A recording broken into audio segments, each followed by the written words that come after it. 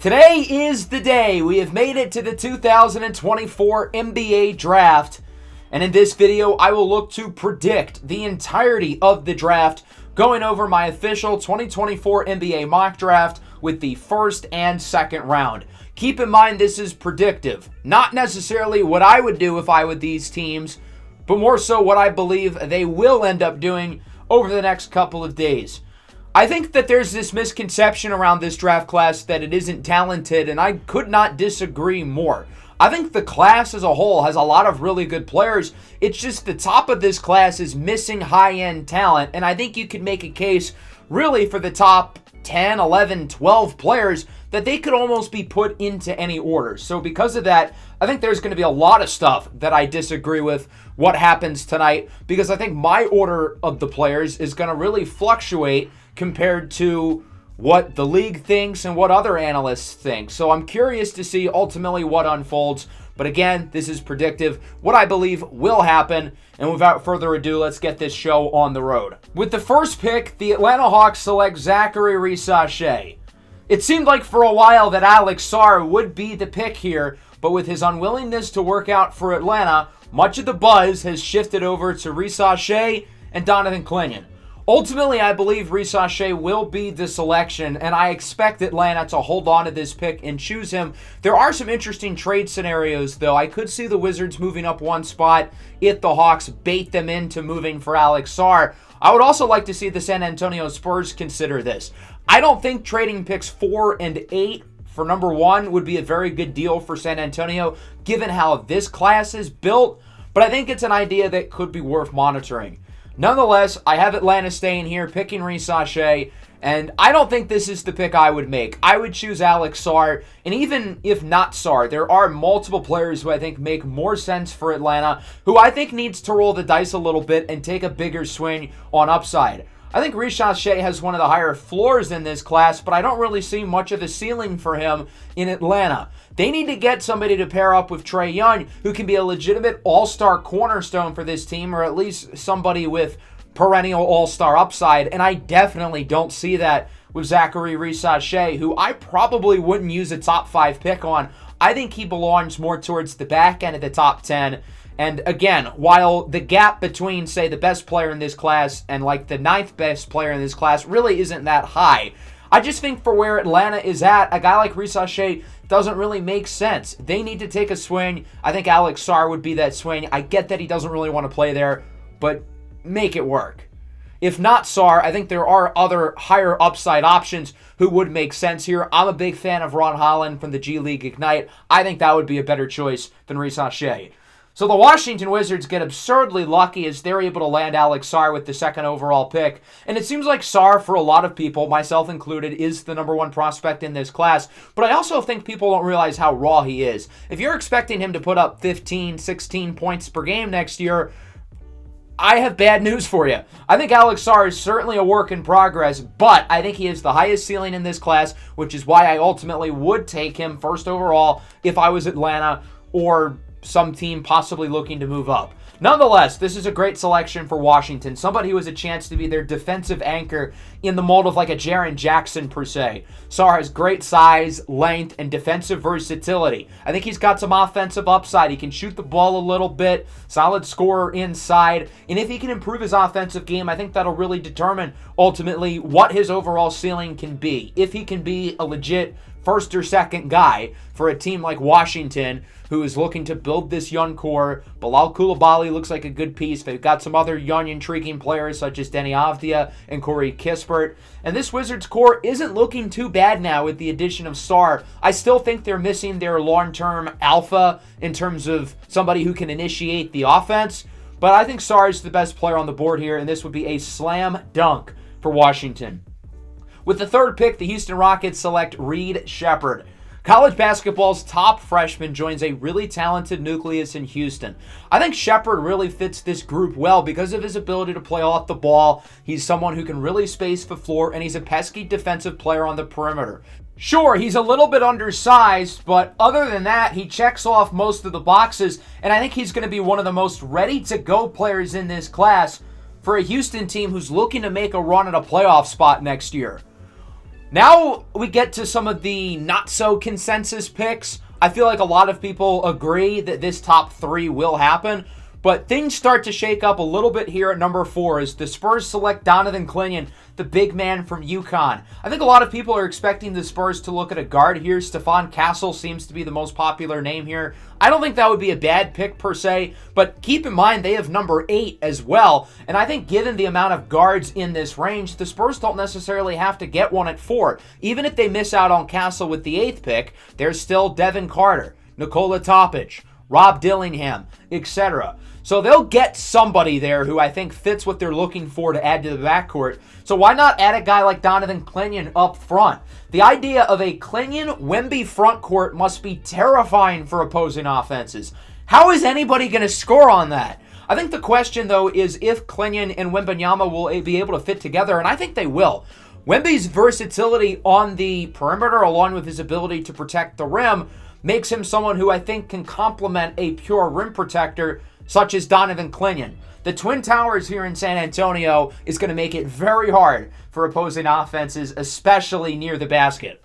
With the 5th pick, the Detroit Pistons select Cody Williams from Colorado. Again, swaying away from consensus here. I think a lot of people expect this pick to be Matas Buzelis, and I could certainly see that. Buzelis is a skilled 6'10" wing, and I think the Pistons will look to add some size with some skill. But I think Cody Williams also brings that to the table. He's a really good finisher, and I think he's got good overall upside on both sides of the floor. Really efficient last year as a scorer, albeit inconsistent at times, but he still shot above 40% from 3. And again, very high clip around the basket. Having somebody who can cut off the ball makes it really easy for a facilitator like Cade Cunningham to be able to give him opportunities to score. Williams is a guy who I was a little bit lower on going into the process, going to the Pistons here, but I've really warmed up on the idea. I don't think this is the pick that I would make. I would prefer players such as Ron Holland or Dalton Knecht, but I don't have a problem with Cody Williams because I think he fits what this team is looking for and what the new front office is going to want in terms of having somebody on the wing. With the 6th pick, the Charlotte Hornets select Stephon Castle. I think the number one thing the Hornets have to focus on is somebody who impacts winning basketball. I can't think of a team in the NBA who has a less winning culture than the Charlotte Hornets. I mean, we all like to joke about how the Hornets have a bunch of, criminals on their team, but it kind of shows they really don't have a winning culture. So why not get a guy like Stephon Castle who knows how to play to his role? Big reason why UConn won the national championship, giving them high-level minutes as a freshman. This is somebody who is a really good defensive player with some offensive upside. I think he wants to be a point guard long-term in the NBA, and obviously he's not really going to get that opportunity with Charlotte. But I think off the ball, he'll be just fine, especially on the defensive end of the floor. He should be one of Charlotte's better perimeter defenders pretty early on. And if he can develop the offensive game, especially off the ball, I think he could be quite good. With the 7th pick, the Portland Trailblazers select Matas Buzelis from the NBA's G League Ignite. A lot of people seem to be very high on Buzelis, believing he should go in the top 5. I don't see it. I've got a lot of questions with him. Now, I am intrigued by the upside. I think he has one of the 5 highest ceilings in this class, given that he's somebody who is 6'10". He is skilled for his size, though. He plays like a guard. He can handle it a little bit. The shooting certainly has been up and down. He did not shoot the 3-ball well last year with G League Ignite, but he has a better track record dating back to his high school career. The shot is still a big question mark for me, though, and I am concerned that it's going to take some time for him to get that together if he's able to figure it out at all. The G League Ignite only won 2 games this year, so they haven't exactly taught these young players how to win, which is another question I have with Buzelis and Ron Holland, but I still believe in Holland specifically because of his athleticism, because of his size, length, and versatility defensively, and I think he offers a lot more on that end than a guy like Matas Buzelis does, with both of them still being very raw offensively, which is why I personally prefer Holland as a prospect, even though a lot of people seem to believe that Buzelis is ultimately the better choice. With the 8th pick, the San Antonio Spurs select Devin Carter, the guard from Providence. This is a player that I'm really high on. I haven't finalized my final draft rankings, but I think there's a good shot he ends up as a top 5 player for me. Carter is somebody who's really grown at Providence as a multi-year player. He can score the ball from all three levels of the floor. He's pesky defensively, big-time rebounder. This is somebody who I think can play on and off the ball offensively. I'd like to see him improve a little bit as a playmaker, but we saw some of those flashes this year with the Friars, and I really like what he brings to the table defensively. If he can become a really consistent scorer at the next level, there's no reason to think that he doesn't have possibly all-star upside in the league. And if these end up being the top two picks for the Spurs, Victor Wembanyama should be throwing a parade. This would be an awesome scenario for the Spurs, in my opinion, landing Donovan Clingan and Devin Carter here in the first round. With the 9th pick, the Memphis Grizzlies select Dalton Knecht, another guy who I'm really high on, and I think he as well might end up as one of my 5 or 6 top-ranked players in this draft class. Knecht is an interesting one because he's somebody who I think is going to be able to give Memphis pretty good minutes right away, and I could see the Grizzlies, rather than Knecht, looking for a swing on upside. People don't really talk about the Memphis Grizzlies as one of the premier drafting teams in the NBA, but they legitimately are. In 2020, at the end of the first round, stealing Desmond Bane. Over the last 2 years in the second round, getting Vince Williams and Gigi Jackson. Those two guys are two of the biggest steals in their respective draft classes. The Grizzlies have drafted very well over the last couple of years, and they seem to have a really good eye for talent. And if there's a player with a high upside who they like, I could absolutely see them taking that swing. A guy like Ron Holland, I think would be a home run here. And as somebody who, again, is quite high on Holland, I would love to see him land in Memphis because of their high track record of developing players like him. And I absolutely could see the Grizzlies going that route. But with the value of Dalton Knecht here at pick 9, I think it makes a lot of sense. Everybody talks about the floor with Knecht. He's going to be a good player right off the bat, which I think is true.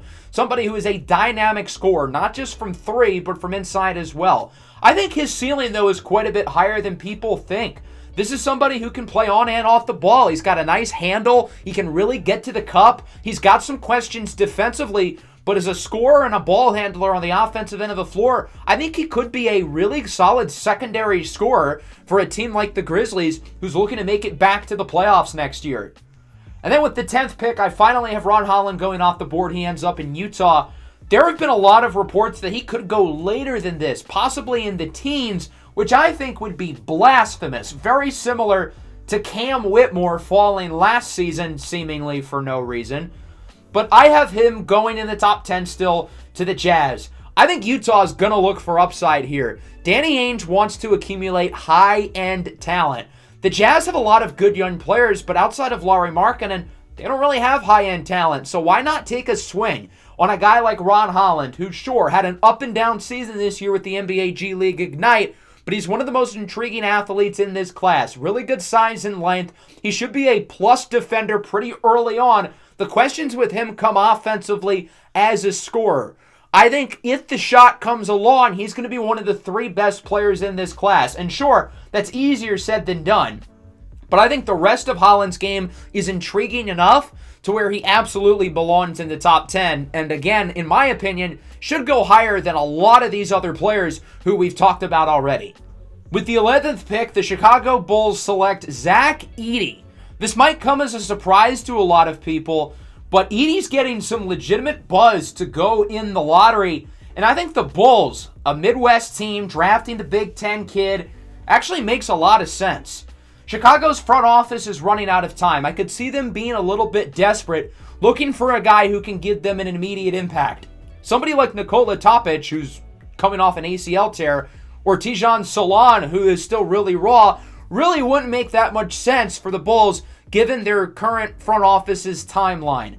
I think a guy like Zach Edey could be really interesting because of his ability offensively to score the ball. Now, sure, he doesn't really have much of the game outside of the paint or restricted area, but he's going to be bigger than just about everybody who is guarding him, and we saw what he was able to do at the college level. It's going to be harder, though, in the NBA because these guys are bigger, they're more athletic, but I think Edey should still be able to be a pretty productive offensive player. My question with him, though, comes defensively. He's not a quick lateral mover. He wasn't a great rim protector at Purdue, and, well, I don't see it clearing up in the NBA. Nonetheless, I think his offensive game and his size make him an intriguing pick here for Chicago. With the 12th pick, the Oklahoma City Thunder select Nikola Topic. once looked at as a top 3 prospect in this draft, Topic's recent ACL tear could have him slide down the board a little bit. I think the Thunder could be the team who looks to take the swing on him because I don't think they need contributions from a rookie given how deep their roster is and given some other possible moves they could look to make in the offseason adding veterans. So because of that, I could see them taking a swing on upside. Tijan Salon is someone who could make a lot of sense, but if Nikola Topic falls to the 12th pick, this feels like an easy choice for Oklahoma City, adding somebody who, again, was looked at as a top 3 pick in this draft a month or two ago. The rich continue to get richer, and the Thunder have a really intriguing asset who they can develop and possibly use as a trade chip down the line. With the 13th pick, the Sacramento Kings select Tijan Salon from France. Reportedly, the Kings offered this pick to the Bulls for Alex Caruso. Why the Bulls didn't take it, I have no idea. But the Kings are still here, and the fact that they offered this pick for Caruso makes me kind of think that they are looking for guys who can give them good minutes right away. And that's probably not something that Tijan Salon would be able to offer. But I don't think a lot of people expect him to fall this far. That's ultimately how the board played out, and because of that, I think the Kings could look to take the upside swing with him here still on the board. Now, personally, I'm not that high on Salon. I don't mind the idea of picking raw players who are athletic and have groomable skill sets with high ceilings, but my issue with Salon, I think he's a low floor and kind of low ceiling player. He doesn't really offer much on the ball offensively. He was not efficient at all this year as a scorer from 3 or from 2. So I question if he's ever going to be able to be a great finisher or mid-range scorer in the NBA. Sure, the three-point shot could come along. He has nice shooting mechanics for an 18-year-old, but he didn't shoot it at a high clip last year. And even if he does become a good three-point shooter, what else is he going to offer on offense? Sure, he can be a nice spot-up shooter in the Michael Porter Jr. role, but if you're taking a big swing on upside with a guy who has a really low floor, you're hoping the ceiling is higher than Michael Porter Jr. Not to say that picking a guy like Porter in the late lottery is poor value, because Michael Porter Jr. is going to be likely better than all but 5 or 6 of the players in this class at most. But if you're taking a swing on upside, you hope that the ceiling is higher than somebody like Michael Porter Jr. Even if there's a low likelihood of them hitting it, at least the ceiling is there. Salon does have some intriguing measurables defensively, though. I think he could be quite good on that end of the floor, and I like his versatility. 6'8", long wingspan, pretty good mobility. So I think he could be an intriguing player, but he's not the big swing I would take in the lottery if I was a team looking for upside. With the 14th pick, the Portland Trailblazers select Tristan da Silva out of Colorado. They went for upside with Manos Buzelis. Now they go for somebody who is a little bit higher of a floor. Kind of the same strategy they went with last year, picking Chris Murray in the 20s, although I think Da Silva offers a little bit more. He's a talented 6'8" wing who should be able to get them pretty good minutes early on. And while Portland looks to add some star power, I think adding good basketball players around those potential long-term stars makes a lot of sense. With the 15th pick, the Miami Heat select Rob Dillingham. The undersized, crafty guard from Kentucky gives Miami a really fun piece offensively. Like Ron Holland, Dillingham is a guy whose name has slid down draft boards over the last week or so, and similarly with Holland, I disagree with it. I think Dillingham is one of the 5 or 6 best players in this draft class. There aren't many more sure things than a John Calipari guard being a good player at the next level. And even though Rob Dillingham is quite small, 6'1", 160, I like his offensive game enough to still pick him certainly in the top 10. He can score from all 3 levels of the floor. I think he has good ability as a passer, although he will look to improve in that area. Sure, he's going to get picked on defensively, but I really like what he provides on the offensive end of the floor, and he's going to be a spark plug for a team like the Heat pretty early on. With the 16th pick, the Philadelphia 76ers select Johnny Furphy from Kansas. The Sixers are in a really interesting spot because they have pretty much nobody under contract other than Joel Embiid. It's a given that Tyrese Maxey will return on some sort of max deal as a restricted free agent. But other than those two, the only player who's technically under contract is Paul Reed, and I think the Sixers have an out on that deal. So there's pretty much nobody on this roster currently, meaning that they're kind of starting with a blank slate. What Daryl Morey needs to do this offseason is figure out what type of players I can add will complement Joel Embiid. I think it's pretty clear that spacing is probably the answer. So why not get a guy like Johnny Furphy, who doesn't need the ball in his hands to be a good offensive player? This is somebody you can have beyond the three-point line and you hope will be able to shoot the ball well. He needs to work on his defense, but I like his ability to obviously space the floor, and thus he can get some minutes this year as a rookie for a Sixers team who's looking to make a playoff run. With the 17th pick, the Los Angeles Lakers select Jared McCain from Duke. McCain had a really good freshman season with the Blue Devils. This is somebody who can score at a high level. I like his upside, though, defensively. He's a good rebounder, and I think he sees the floor well as a passer. He's not necessarily a dynamic athlete, but for a one-and-done player, I think he's one of the more polished freshmen in this class. And if the Lakers keep this pick, I think they're going to look for somebody who has a pretty good long-term ceiling, but can also give them a role right away. The Lakers have had very inconsistent depth over the last couple of seasons, so why not add another guy like Austin Reeves, per se, who can score in bunches, but also has other good skills? I think a guy like McCain would be a really good fit here for the Lakers. With the 18th pick, the Orlando Magic select Kel'el Ware from Indiana. This is one of my favorite picks in the draft. Kel'el Ware screams Orlando Magic player. The Magic have really focused on building their roster through positional flexibility. Guys who can guard multiple positions on defense. Guys who are big but play like guards. The Magic did this last year with Anthony Black. Nobody had the Magic picking Black last year. Well, that is except for me. I figured it made a lot of sense given Black's positional flexibility. He's the exact type of player that the Magic have enjoyed building around. So when they picked him, I really wasn't surprised. And I could see that being the case again tonight with a guy like Kel'el Ware, who's more of a traditional 5, but he's really skilled. He can shoot the ball. He can protect the rim. There are some questions about his motor. But if he wants to be really good, he could be really good. He has one of the highest ceilings in this class. With the 19th pick, the Toronto Raptors select Kaisha George. This pick screams Masai Ujiri. A raw but talented forward with, again, positional flexibility. Like Orlando, that's something that Masai Ujiri really likes. I think the Raptors have a high track record of developing players with similar skill sets to that of George. And if he falls here, I think Toronto will really like adding him to their core. And then with the 20th pick, the Cleveland Cavaliers select Bub Carrington, an intriguing guard from Pitt, who I think should give them some nice offense off the bench. There are some questions about Darius Garland's long-term future. There's a real shot he gets traded this offseason. Whether they keep him or not, I think they could use another guard to spice things up in the backcourt. And I think a guy like Bub Carrington would make sense here at number 20. With the 21st pick, the New Orleans Pelicans select Yves Missi from Baylor. Missi's one of the most athletic players in this class. Pairing him in a front court with Zion Williamson gives the Pelicans two of the most athletic bigs in the NBA.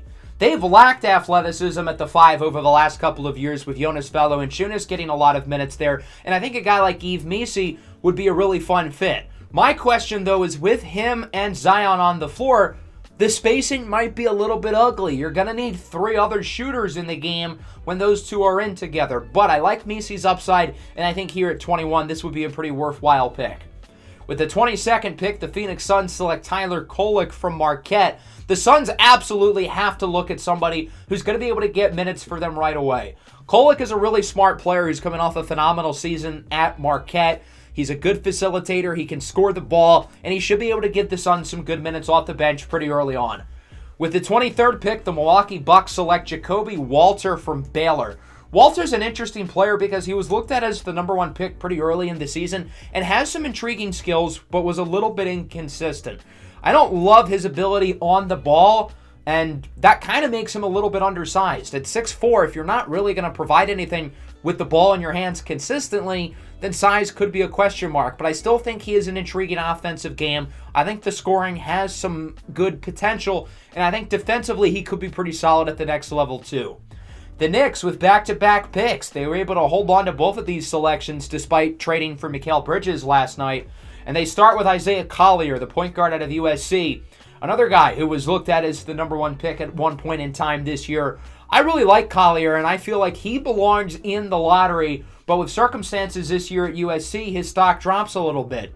He was banged up this year with injury. The shot is certainly a question mark, but I really like his ability to drive to the basket and finish. He's a shifty guard with really good athleticism, and I like his ability as a facilitator as well.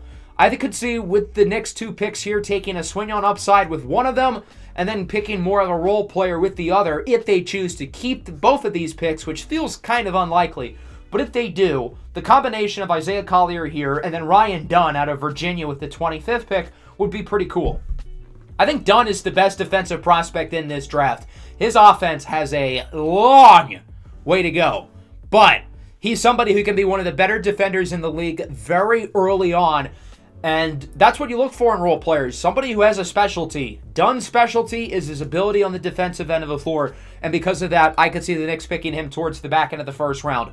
One of my favorite picks in this draft is Tyler Smith to the Washington Wizards here at number 26. Smith is an intriguing forward with good size and shot-making upside, and I think it's worth an upside swing here at the end of the first round for Washington. An Alex Sarr and Tyler Smith draft haul would be a massive win, in my opinion, for the Washington Wizards. This would be an awesome scenario for them. With the 27th pick, the Minnesota Twins select DaRon Holmes from Dayton. I definitely could see him going earlier than this, but again, this is ultimately how the board played out. I think the Wolves are going to look to add some more versatility to their front court defensively. Rudy Gobert is a great rim protector, probably the best in the NBA, but when he was switched onto the perimeter in the playoffs, teams took advantage of that mismatch. Having somebody like Holmes with really good athleticism who can switch onto smaller, faster players, I think is going to be a big asset for them. They have the deep front court as is. Karl Anthony Towns and Naz Reid are both obviously very strong players, but I think adding another guy like Holmes who's really going to add to their defense and gives you some offensive value, especially in the pick and roll, is a guy who can run to the rim and be a lob threat, but also has improved significantly through his 3-year career as a perimeter shooter, shooting around 38% from 3 last season with the Flyers. With the 28th pick, the Denver Nuggets select Baylor Shireman from Creighton. The Nuggets are definitely going to add somebody who they think can play a role right away, as they have done over the last couple of years with guys like Christian Braun, Julian Strawther, Jalen Pickett. I could see the Nuggets swinging on an upside later, as they did with Peyton Watson a couple of years ago. But here in the first round, they're going to look for somebody who can give them minutes right away. Baylor Shireman can shoot the hell out of the ball. Not a great defensive player, but he can space the floor and open up opportunities for other guys offensively. And having Nikola Jokic as the lead playmaker should give Shireman plenty of open looks from 3.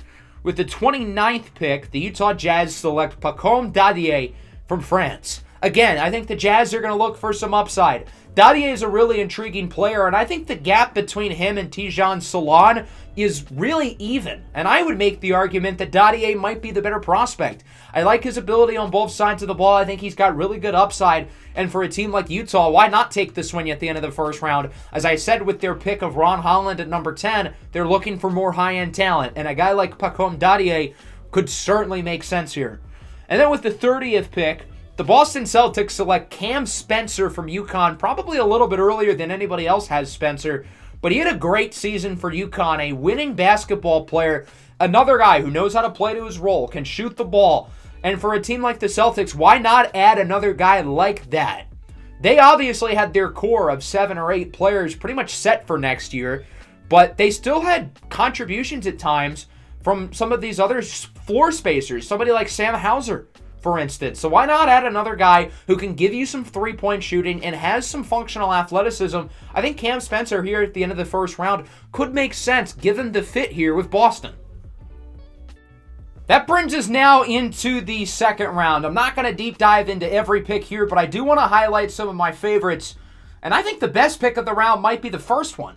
Adem Bona going to the Toronto Raptors. As I talked about with Kaishan George in the first round, what do the Raptors love? Versatility. Somebody who on the defensive end of the floor can guard multiple positions.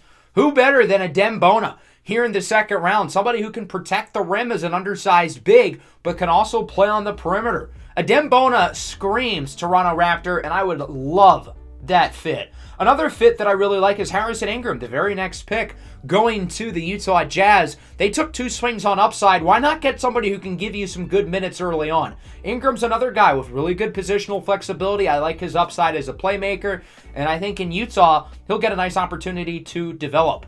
Jalen Wells from Washington State is being slept on. I think he's a pretty fun player. Isaiah Crawford from Louisiana Tech to the Pacers. Nobody's really talking about him. I think he's going to go earlier than a lot of people expect. And I think here at 36 to Indiana, I think this would be a nice pick. He's a guy who I also could see slipping into the first round. Jamal Shead to Minnesota at 37 easily is one of the best picks in this second round. Jamal Shead is a tough, physical, bulldog type of player, and I think Minnesota is the perfect landing spot. Mike Conley as a mentor for him makes a lot of sense. Behind Conley, I think the Wolves could use some more depth in the backcourt, and Jamal Shead is a guy who can give them early minutes. This kid is a winner, and I think he'll be able to play for them in the playoffs pretty early on. Bobby Klintman to the Grizzlies is a fun pick. As I mentioned, they have a high track record of developing raw athletic forwards, and I think Klintman could be the next on the list. Terrence Shannon with the 76ers, now that he has his legal issues out the window, this is a player who I think can give the Sixers some scoring early on. As I said with Johnny Furthy in the first round, this is somebody who can help space the floor for Embiid, but he can also drive to the basket and finish in the paint. Kevin McCullough goes to the Hornets, rock chalk. Keyshawn Johnson to the Miami Heat. I think Johnson's a guy who's being slept on in this class, and the Miami Heat, they have one of the best scouting departments in the league. They know how to find talent up and down the board. Jalen Tyson at 45 looks like strong value here for Sacramento. Probably not a guy who's going to fall that far, but given how the board plays out, he ultimately makes it this far. I'm really intrigued by the Anton Watson fit in Orlando. Again, positional flexibility. This is somebody who can guard multiple spots on the defensive end of the floor, and I think at 47, this will be solid value. Cameron Christie to the Wizards at 52, a really intriguing upside swing. Christie's probably projected to go earlier than this, say in the 30s. But again, that's how the board played out, and the Wizards take full advantage. Marcus Damask from Illinois screams Golden State Warrior. A lot of what they liked with Brandon Pajemski last year, I think, kind of fits with Damask here as well. So I think here in the late second round, that'd be a strong pick. A.J. Johnson to the Celtics, a kid with a lot of upside. With Boston picking more of a win-now role player in the first round, I could see them taking a swing here in the second. Bronny James to the Lakers. I'd be very surprised if this does not happen. It's been written in the stars for quite some time. I am curious, though, if Bronny's going to be able to carve out a role while LeBron is still in the league, because Bronny's got some work to do, but I like his skill set. He's a really tough physical defensive player, and sure, the offense could use some work. Low efficiency, low volume scorer at USC, and he isn't some elite playmaker, but I think both of those areas of his game could really improve. Tristan Newton to the Grizzlies, another winner. Common theme with these UConn guys. I think at the end of the second round, that pick is a steal for them. And then Mr. Irrelevant, Trey Alexander, going to the Dallas Mavericks, an intriguing combo guard who can score from multiple levels on the floor. I think here at the last pick of the draft, that's strong value for Dallas, who looks to add another guy who could possibly give them some minutes in the playoffs down the line. So that'll wrap up the video. Let me know what you agree and disagree with down below in the comments. Make sure to leave a like and subscribe to the channel if you are new. Peace out.